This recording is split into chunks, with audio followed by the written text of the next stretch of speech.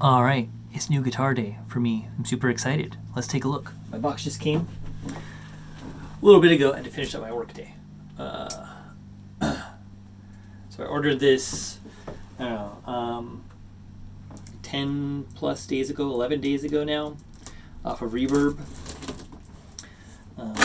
Because they're not super easy to find. No stores around here had any. And I was really tempted to get the... So it's between this and another guitar. I was really tempted to get the PRS because I don't have any PRS guitars, and I really like the birds on the inlay. It's not just about that, but I was thinking about getting the PRS P20E, which is their Parlor acoustic electric. And there's one in town in the limited edition powder blue, which looks beautiful.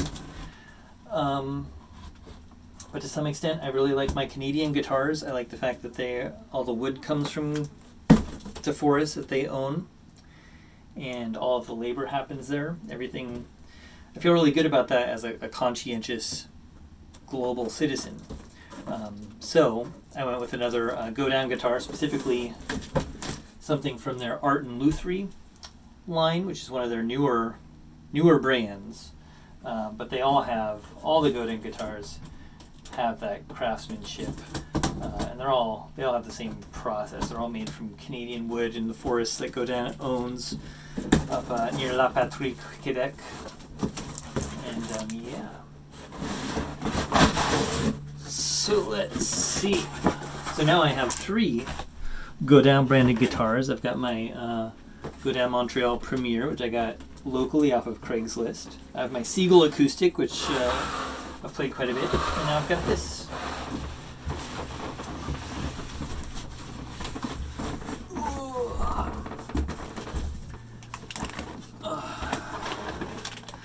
All right, that's pretty well packed, huh? Get this off here. Look how cute and small it is. It's a nice bubble wrap.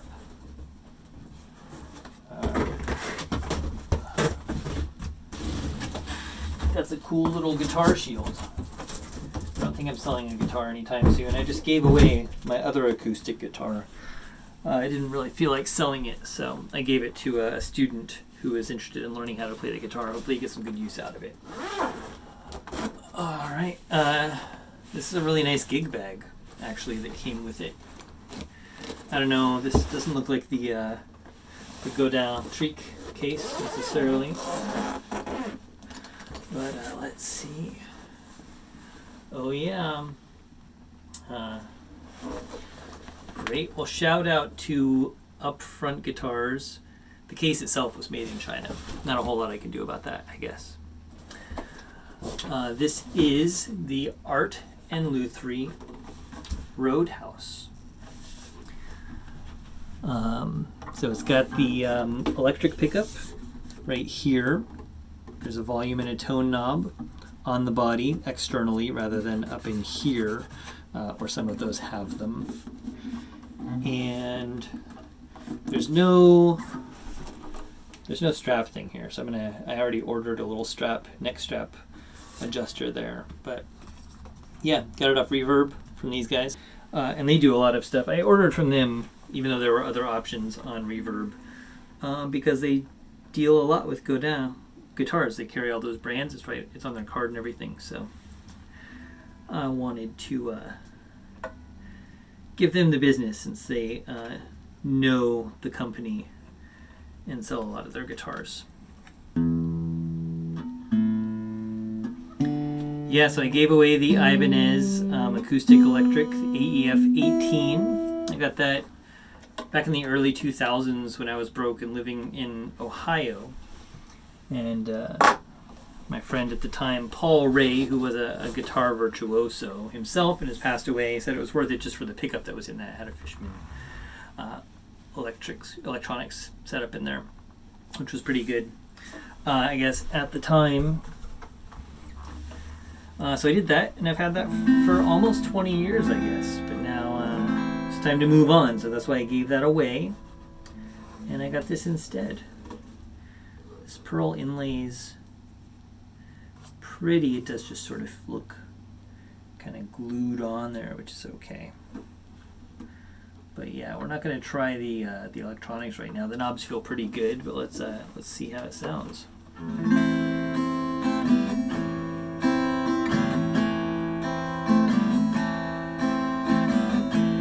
Gloves are tight as I start the fight. This could be my night. Bring on the dancers.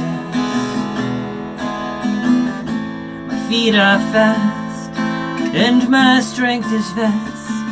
If there's a question asked, my fist's the answer. Yep. Sounds good, feels good.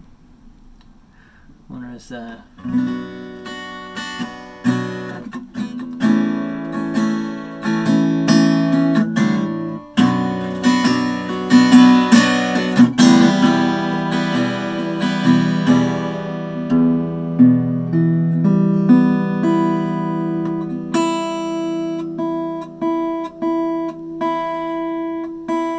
yeah, all right.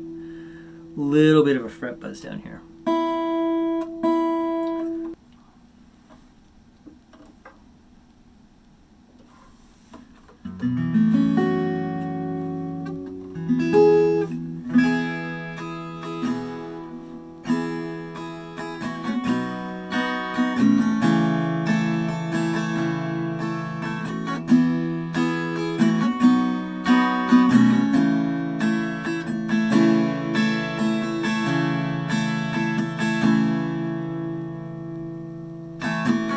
Still as a moment is frozen, like hummingbird wings.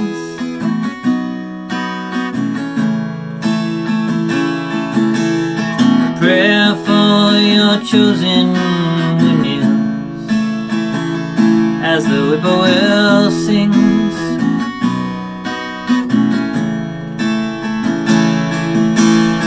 Linden trees sway as they open their leaves to the sky.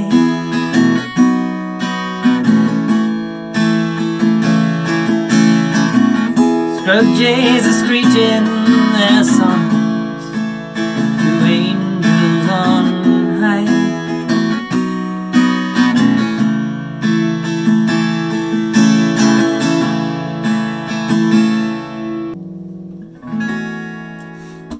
Okay, I'm pretty sure that fret buzz is right here on the first fret.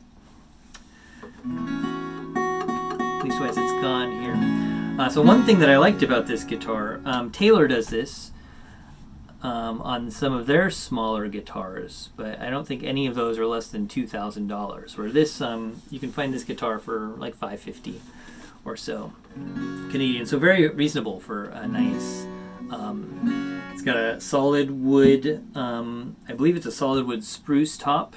And then it's got a triple layer. It's laminate, but it's a triple layer strengthened laminate cherry side, if I remember correctly. So it's not an all solid for $550. I think the Seagull's solid all the way around for about the same price, but that's okay. But it does have a solid top, which is real nice, and nice sides there. What was I going to say? Oh yeah, the thing that this has. That almost no other guitar does, even in the Parlor size, except, as I mentioned, some Taylors, is the neck meets the body at the 12th fret. Most of them, even the Parlor sizes, even the smaller guitars, still they go all the way to the 14th fret.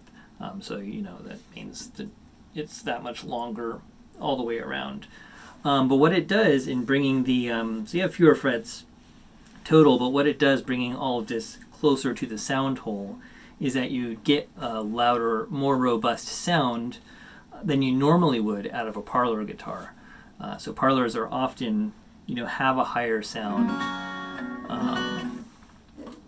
than, you know, the bigger body guitars, because there's less of a cavity, there's less acoustically happening, so it's kind of interesting. But by bringing by shortening the neck and by bringing everything closer to the sound hole, you get a little bit more out of this small guitar than you would have otherwise. So I don't know why more parlors don't do it. The PRS I was looking at has meets the neck meets the body at the 14th fret, so it's sort of that standard layout. This one had it at the 12th fret, which is why I wanted to try it.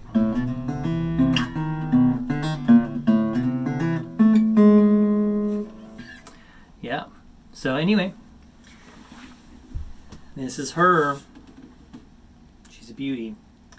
I'll see what I can do about that. I guess maybe if I just file that down a little bit right there, that might do it. If you know or have any ideas about how to possibly get rid of that fret buzz for this bottom string, I think just filing that a little bit might do the trick. I'm not sure. We don't want to raise the action on the string necessarily, but we'll see. If you have any ideas, let me know. Otherwise, yeah. Art and Lutherie, Roadhouse. This is the new one. It was Art and Lutherie had the Amy, or beloved guitar earlier, AMI, which was their Parlor size. But the Parlor size now has become this Roadhouse, which you can get with the electronics or without. But I wanted something, since I was getting rid of my Ibanez acoustic electric, I wanted something that had the built-in sound system. And I am quite excited. It's a passive sound system. And Godin does all their own sound systems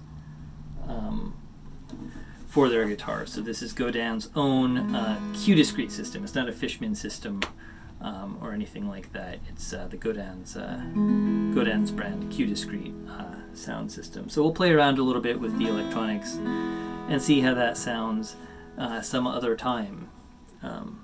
But for now, yeah, the guitar sounds nice, looks nice, feels nice. I'm going to get my strap set up. I'm going to get my electronics going, and we'll rock out. All right, thanks. I'll catch you. Let me know what you think of her.